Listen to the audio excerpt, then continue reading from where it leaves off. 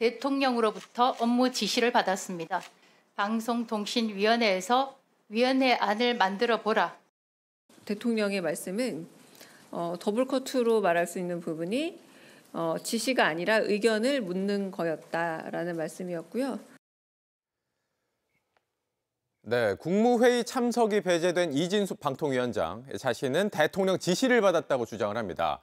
대통령이 의견을 물은 것도 업무 지시라고 주장을 하는데 과연 그렇게 볼 수 있을지 팩트 체크해 보도록 하겠습니다. 김혜민 기자, 이진숙 위원장의 주장 정확히 어떤 겁니까?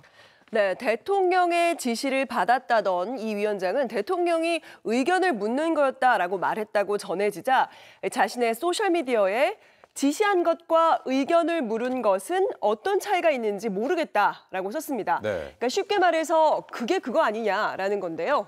그렇지 않습니다. 이 대통령의 지시라고 하는 건 굉장히 큰 영향력을 끼치는 정책 결정이 반영돼 있기 때문에 이렇게 대통령 기록물로서도 따로 분류할 만큼 굉장히 중요하게 관리합니다. 그래서 관리에 관한 행정규칙도 있는데요. 살펴보시면 대통령의 지시란 행정기관에 지시한 사항이라고 규정을 하고 그 지시는 또 구체적으로 진행해야 할 어떤 추진사항 그리고 새겨듣고 주의해야 할 훈시사항으로 나눕니다. 그러니까 대통령 지시는 단순히 말로만 끝나는 게 아니라 정부 차원에서 이렇게 공식적으로 분류를 한다는 건데 네. 이진숙 위원장은 여전히 자신은 대통령 지시를 받았다고 주장을 하고 있어요. 네, 그렇습니다. 하지만 기관장이 단순히 회의 자리에서 내가 지시로 받아들였다라고 해서 그게 대통령의 지시가 되지는 않습니다. 네.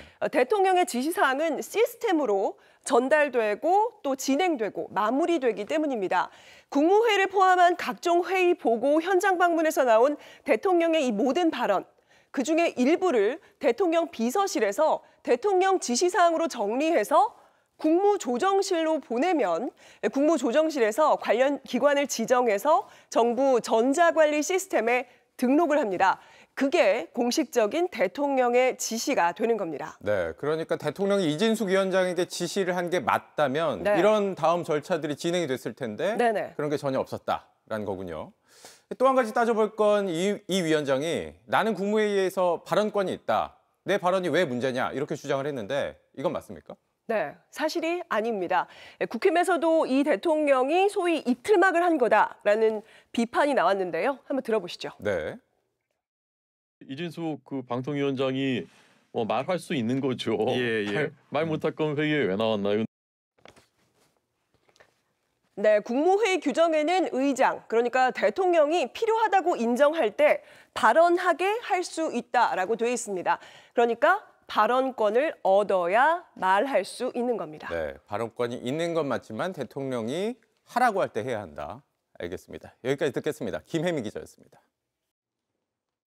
JTBC 뉴스를 시청해 주신 여러분 고맙습니다. 저희는 저녁 6시 30분 뉴스룸에서 뵙겠습니다.